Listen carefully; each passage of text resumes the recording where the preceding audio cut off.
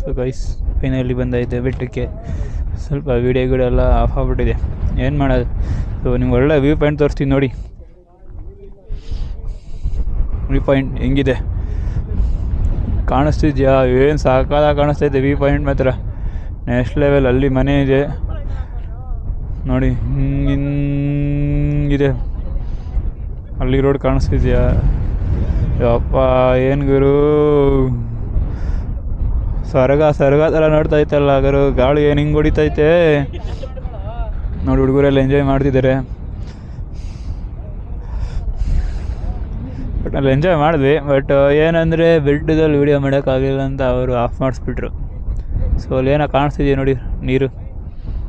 So ನಾವು ಅದು ಹೆಂಗೆ ಹೋದ್ವಿ ಅಂತಲೇ ಗೊತ್ತಿಲ್ಲ. ರೋಡ್ಗಳು ಎಲ್ಲ ಗಿಡನೇ ಕಾಣಿಸ್ತೈತೆ. ಸೊ ನೋಡಿ ಗ್ರೀನರಿ ಹೆಂಗೆ ಕಾಣಿಸ್ತಿದೆ ಅದು ತೋರಿಸ್ತೀವಿ ನೋಡಿ. ಒಂದು ಸೈಡಿಂದ ಫುಲ್ಲು